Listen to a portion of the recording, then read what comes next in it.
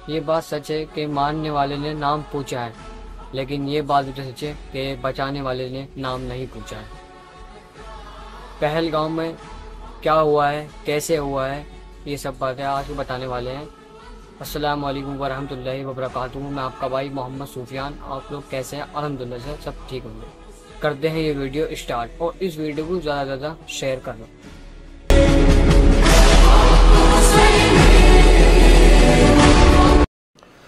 अस्सलाम वालेकुम वरहमतुल्लाहि वबरकातुहू। 22 अप्रैल 2025 हिंदुस्तान की तारीख़ का एक दर्दनाक दिन, और ऐसा दिन जिसने हिंदुस्तान की आवाम को एक मज़ीद दर्द से गुजार दिया। ये वो दिन था जब हिंदुस्तान के कश्मीर के पहलगाम में आम घूम रहे वहाँ पर जाने वाले लोग जो अपनी फैमिली के साथ गए हुए थे, कुछ लोग अपनी शादी के बाद हनीमून पर गए हुए थे, और तकरीबन 2000 से ज़्यादा लोगों की वहाँ पर तादाद मौजूद थी। तभी अचानक उन लोगों पर कुछ आतंकी हमला होता है, जिनमें कुछ लोग आते हैं, वो भी अपनी इंडियन आर्मी के कपड़ों में, और वहाँ के जो लोग घूम रहे हैं उनसे उनका नाम पूछते हैं। और जब उन्हें कहीं ये लगा कि ये मुसलमान नहीं हैं, तो वो उन पर अटैक करते हैं, उनका नाम पूछ करके उनको गोलियां मार देते हैं, और हिंदुस्तान के 27 लोगों की इस हादसे में जान चली जाती है। लेकिन अब सबसे बड़ा मुद्दा ये खड़ा होता है कि आखिरकार इसका जिम्मेदार है कौन। पूरी की पूरी सरकार और गोदी मीडिया ने इसका जिम्मेदार ठहरा दिया है वो है सिर्फ मुसलमान को। क्या वाकई ये बात सच है कि इसका जिम्मेदार मुसलमान ही है? क्या कोई भी आतंकी कहीं से भी आएगा और वो हिंदुस्तान में किसी को मार कर चला जाएगा तो इसका जिम्मेदार हिंदुस्तान का मुसलमान रहेगा, या फिर वो लोग रहेंगे जो कश्मीर में रहते हैं और उन टूरिज़म्स को वहाँ पर घुमा रहे थे? ऐसा बिल्कुल भी नहीं है। अगर एक तरफी राजनीति देखी जाए तो आप ये इल्ज़ामात तमाम मुसलमानों पर डाल सकते हैं, लेकिन अगर आपकी अकल से काम लिया जाए तो आपको मालूम होगा कि मरने वालों में मुसलमानों का भी शुमार है और बचाने वालों में भी मुसलमानों का शुमार है।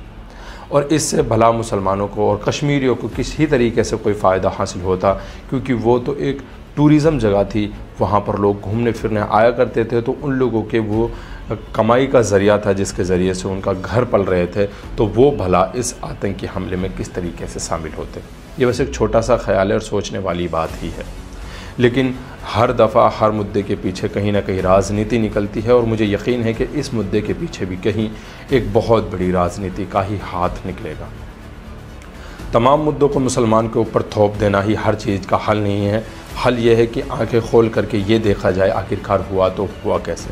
7 लाख की हमारे पास आर्मी है, अगर कोई कश्मीर सिर्फ घूमने के लिए भी जाता है तो उसको इतने ज़्यादा जो है पॉइंट्स पर चेक किया जाता है, तब तहकीक कर करके हर पॉइंट पर चेक कर करके तब उसको एंटर किया जाता है। तो फिर ये आतंकी आखिरकार आए कहाँ से? और क्या कोई भी बाहर से आकर के हमारे देश में घुस करके किसी को मार कर यूँ ही चला भी जाएगा?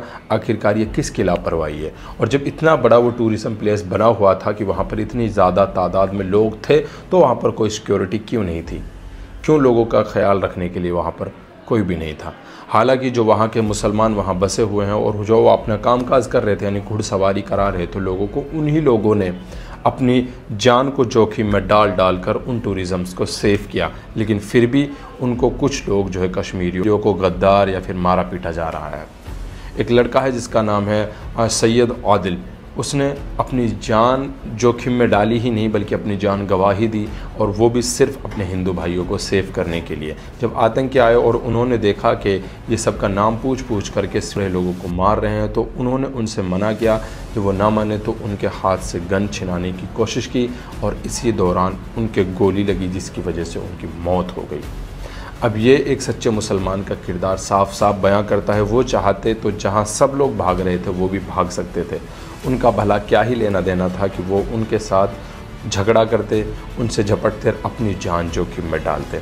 इसी के साथ एक और मुसलमान है जिसने अपने कंधे पर लोगों को बिठा करके सेफ जगह पहुंचाया और 11 लोगों की जान बचाई, जिनमें से एक बीजेपी का नेता भी था। अब आप ये बताएं कि कौन सा मुसलमान है जिसे आप देखना चाहते हैं? क्या इन लोगों की ये गलती थी कि इन्होंने इनको बचाया? चंडीगढ़ यूनिवर्सिटी में स्टूडेंट्स को मारा पीटा जा रहा है, वो भी सिर्फ इसलिए कि वो कश्मीरी हैं। यानी सारा का सारा गोदी मीडिया ने ये प्रोपगंडा तैयार कर दिया कि हर एंगल से अगर कोई दोषी है तो वो सिर्फ और सिर्फ मुसलमान है।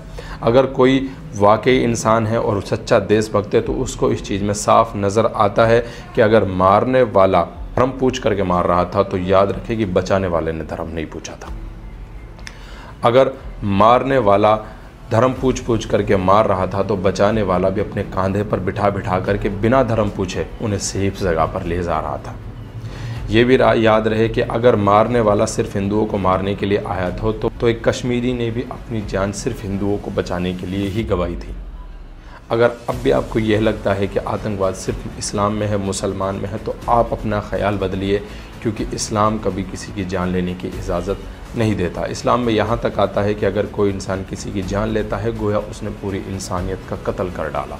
इतनी बड़ी बात है जितना आपका ख्याल भी इस बात को नहीं छू सकता, ये इतनी बड़ी बात कही गई है।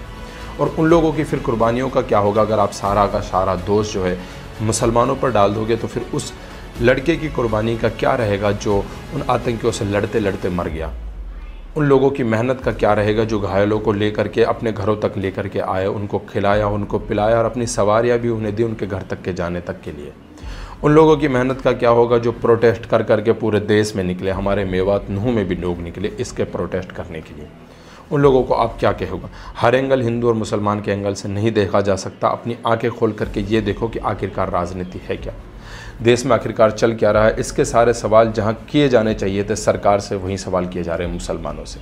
सरकार से पूछो कि आखिरकार ऐसा क्यों हुआ कि कोई भी ऐरा गैरा, आज 2025 के ज़माने में टेक्नोलॉजी इतनी ज़्यादा है, हमारे पास हथियार भी है, हमारी आर्मी भी पावरफुल है, फिर भी कोई ऐरा गैरा आकर के हमारे देश में किसी भी आम नागरिक को मार करके चला जाएगा।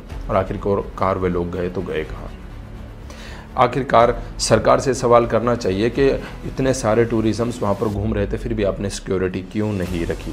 या फिर ये कोई घटी गड़ाई साजिश थी? देखिए, किसी भी एंगल से किसी भी मुद्दे में मुसलमान को टारगेट नहीं किया जा सकता।